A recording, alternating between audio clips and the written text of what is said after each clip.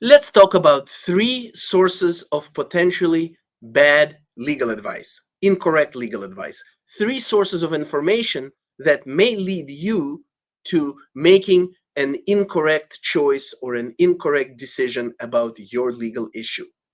Source number one, friends.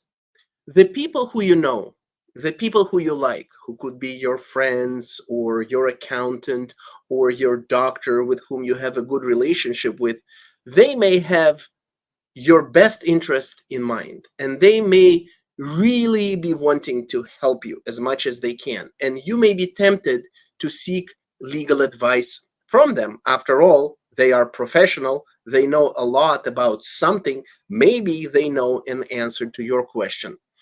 Many of those people, while wishing you the best, may provide you the type of legal advice that they believe would be effective and correct, but in reality, it would not be correct. So often, I hear people say, my friends tell me that I should do this. My friends tell me I have a strong case. And after I look at their situation, I come to the conclusion that maybe their case is very weak or there is no case to be made at all. So be very careful seeking legal advice from people who are not lawyers, who cannot possibly know what they need to know about the area of law that you need help in. Source number two, internet.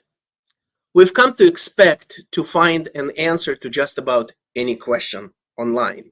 Google, ChatGPT, wherever. And while you can find a lot of information online, what you cannot find on the internet is the application of the laws that are out there to your situation, the application of all the facts and circumstances of your issue, not only the ones that you think are important, not only the ones that are favorable to you, but all of the important factors to the laws that are in place. So often people go online and they immediately come to a conclusion, oh wow, the law says this and I'm in this situation, this means I have a great case. Then they find some other case in the media that resulted into a huge in a huge award, and they're like, wow, my case is very similar to that case, so I deserve as much as that other person in my case.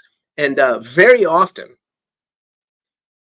the cases are very different, the situations are very different, and the conclusions that the person comes to by doing their own research online are very, very misleading. That type of person is very lucky to seek legal advice after getting to those conclusions and clarifying how and why these conclusions are incorrect. And if they're not lucky, then they take a certain action, which will be very hard to remedy later, or it will cost a lot to fix. They take legal action on the basis of their incorrect conclusions. And later they have to reverse things and fix them, which again can take a lot of time and resources.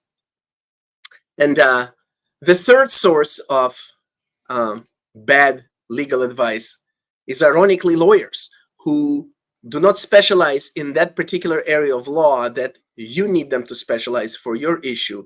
Those lawyers out there who have a hard time saying, you know what, I don't know, I'm not sure, I think that this is the answer, but I don't want to give you bad advice. Why don't you talk to this person?